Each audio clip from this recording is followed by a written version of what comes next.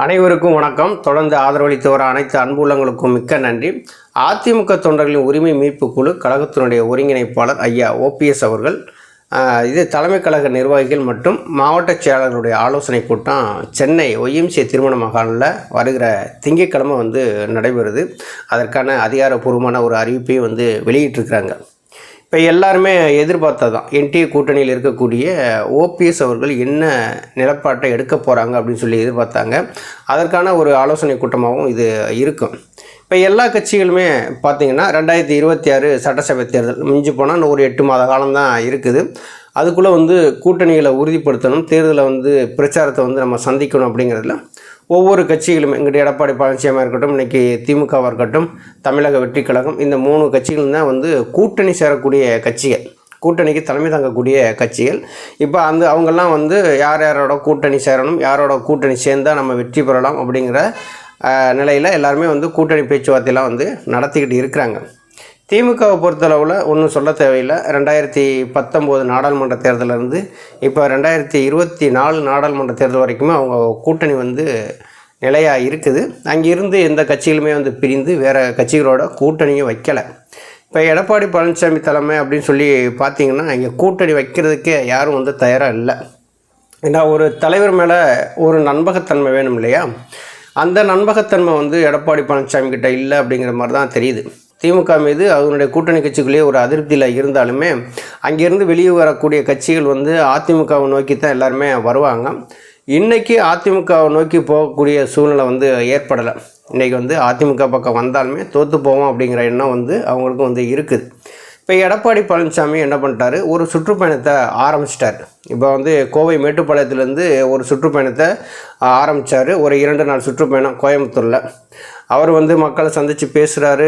ஒரு டிராஃபிக் இருக்கிற இடங்களாம் பார்த்து, மக்கள் கூடுற இடங்களாக பார்த்து தான் எடப்பாடி பழனிசாமியை பேச வச்சுருக்கிறாங்க. கொங்கு மண்டலத்திலையும் எடப்பாடி பழனிசாமியுடைய சுற்றுப்பயணம் பெரிய எதிர்பார்ப்பு ஏற்படுத்தலை. ஒவ்வொரு பாயிண்ட்லாம் வச்சு பேசுகிறாங்கல்ல, இந்த பாயிண்ட்லேருந்து அந்த பாயிண்டில் பேசுகிறாங்க அப்படின்னா அங்கே கூட்டத்தை கூட்டுவாங்க அப்படின்னு சொல்லி பார்த்திங்கன்னா கூட்டம் கூடுறதுக்கான வாய்ப்புகள் இல்லை. இப்போ கொங்கு மண்டலம் அப்படின்னு சொல்லி பார்த்திங்கன்னா எஸ்பி வேலுமணி அவர் ஒரு ஆளுமையாக இருக்கார். இப்போ அவர் தலைமையில் இன்றைக்கி பெரிய கூட்டத்தை கூட்டிடுவாங்க அப்படின்னு சொல்லி எதிர்பார்த்தார் எடப்பாடி பழனிசாமி. அங்கேயும் பெரிய கூட்டங்கள் கூடலை. இப்போ அங்கே இருக்கக்கூடிய மாவட்ட செயலாளர்களையே எடப்பாடி பழனிசாமி ஒரு அதிருப்தியில் இருக்கிறார் தான் சொல்கிறாங்க. ஒரு வரவேற்பு இருக்கணும்ல. இப்போ எடப்பாடி பழனிசாமி வர்றாரு அப்படின்னா இவர் புரட்சித் தலைவரோ புரட்சித் தலைவி அம்மாவோ கிடையாது. நான் போய் பார்த்துட்டு வந்துடுறேன் அப்படின்னு சொல்கிறதுக்கு ஒரு குடும்பத்தில் இருக்கிறாங்க. இந்த எடப்பாடி பழனிசாமி வர்றாரு, வாங்க போய் பார்த்துட்டு வருவோம் அப்படின்னு சொன்னால் எடப்பாடி பழனிசாமி அவரதுக்கு நீங்கள் பார்க்க போகிறீங்க அப்படிங்கிற ஒரு சூழ்நிலை தான் இன்றைக்கி ஏற்பட்டிருக்கு. இப்போ அதிமுகவை ஒருங்கிணைந்து அவர் சுற்றுப்பயணம் போயிருந்தார்னு வச்சுங்களேன், இந்த சுற்றுப்பயணம் வெற்றி பெற்றிருக்கும். ஆனால் பார்க்குற பார்வைக்கு, மக்கள் பார்க்குற பார்வைக்கு என்ன பண்ணுறாங்கன்னா அங்கே இருக்கக்கூடிய மாவட்ட செயலாளர்கிட்ட காசு இருக்கிறதுனால ஒரு பேனரில் வச்ச உடனே இவர் ரொம்ப ஆதரவு இருக்கும் போல் அப்படின்னு சொல்லி எல்லோரும் எதிர்பார்த்தாங்க. அப்படியேப்பட்ட ஆதரவுகள்லாம் அங்கே ஒன்றுமே இல்லை. கூடுற கூட்டங்களும் எடப்பாடி பழனிசாமி ஒரு பக்கம் பேசிகிட்டு இருக்காரு, இன்னொரு பக்கம் போய்கிட்டே தான் இருக்கார். ஆனால் ஒன்றே இதில் நடக்குது என்ன அப்படின்னா, சொகுசு பஸ்ஸில் அவர் உட்காந்து பேசுகிறாரு. ஆனால் துண்டுச்சீட்டோடு தான் பேசுகிறாரு, தனியாலாம் எவரும் பேச முடியல. பிஜேபியினுடைய ஒரு குரலாக போகிற இடங்கள்லாம் பேசிக்கிட்டு இருக்காரு. அதுதான் இப்போதைக்கு நமக்கு தெரியுது. ஏன்னா பிஜேபியோட கூட்டணி வேணாம்னு சொல்லிட்டு இப்போ கூட்டணிக்கு உள்ளே போயிட்டார். அப்படி கூட்டணிக்கு உள்ளே போகும்போது பிஜேபி என்ன சொல்லுதோ அதை எடப்பாடி பழனிசாமி செஞ்சு தான் ஆகணும். செய்யாமல் இருக்க முடியாது. நான் மாட்டேன்லாம் சொல்ல முடியாது. மாட்டேன்னு சொன்னால் எடப்பாடி பழனிசாமி மாட்டிக்கிடுவார். அதனால் அவர் இப்போ கடந்த சில 2-3 நாட்களாக பார்த்தீங்கன்னா ஒரு சர்ச்சைக்குரிய பேச்சுகளை தான் பேசிட்டு வர்றாரு. பிஜேபி என்ன அப்படி பேசுவாங்களோ அதே பேச்சை தான் எடப்பாடி பழனிசாமி பேசுகிறாரு, வேறு ஒன்றும் கிடையாது.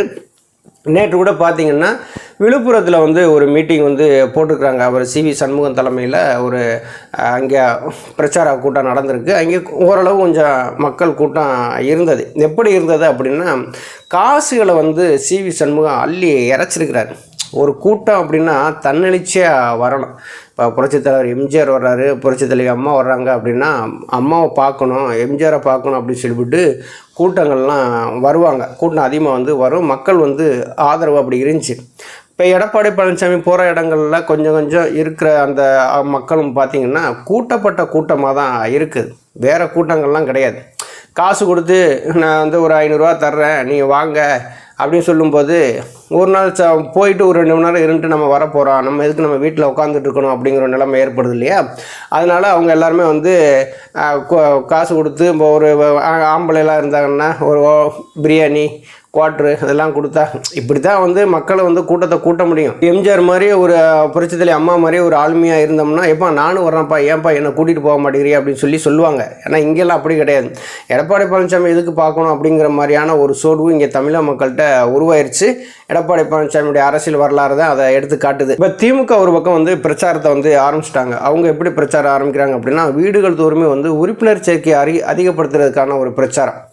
வீடுகள் தோறுமே போய் உட்காந்து உறுப்பினர்களை சேர்த்து அவங்கள்ட்ட ஒரு பிரச்சாரத்தை கொண்டு போகிறத அவங்க பிரச்சாரத்தை வந்து கொண்டு போயிருக்காங்க. தமிழக முதல்வர் மு க ஸ்டாலின் அவர்களுமே வந்து அந்த பிரச்சாரத்தை வந்து கலந்துக்கிறாங்க. செய்தித்தாளெலாம் வெளியிடும்போது பார்த்தீங்கன்னா வீட்டுகள்லாம் உட்காந்துக்கிட்டு அவரே வந்து இப்போ உறுப்பினர் கார்டு சேர்க்குற மாதிரியும் பிரச்சாரத்தை ஆரம்பிக்கிற மாதிரியும் இருக்கிறாங்க. எடப்பாடி பழனிசாமியும் பார்த்திங்கன்னா எப்படியாவது திமுகவினுடைய கூட்டணியில் இருக்கக்கூடிய கட்சிகளில் வந்து எப்படியாவது இழுத்துக்கிட்டு நம்ம கூட்டணிக்கு வந்துடணும்னு சொல்லிவிட்டு அவரும் நினைக்கிறாரு.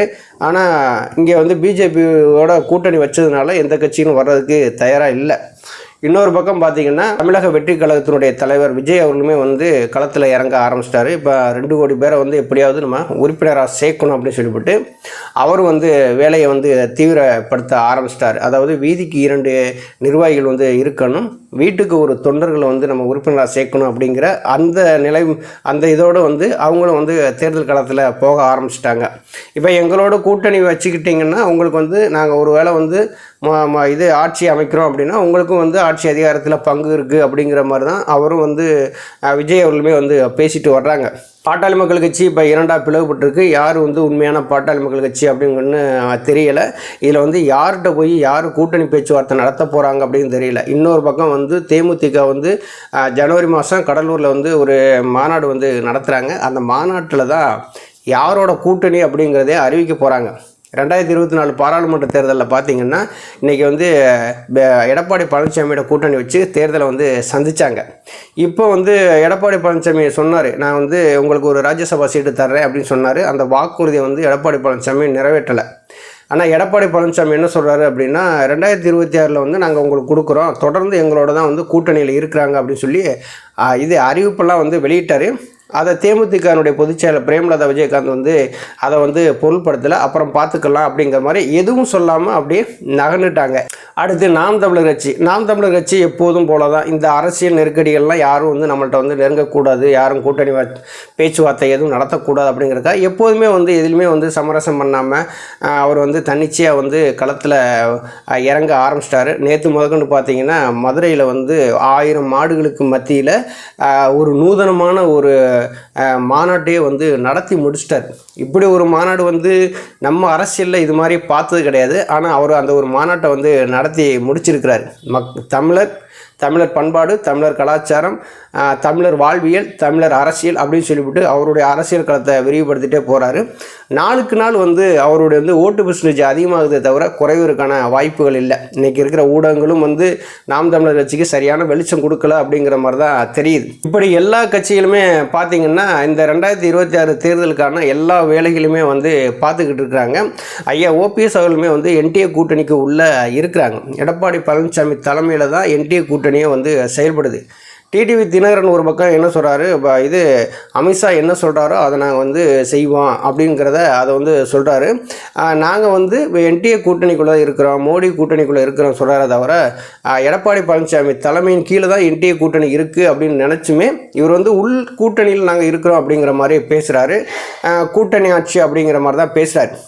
இப்போ அதிமுக ஒருங்கிணைந்து நீங்கள் தேர்தலுக்கு சந்திச்சிச்சு அப்படின்னா இங்கே வந்து போட்டி கிடையாது.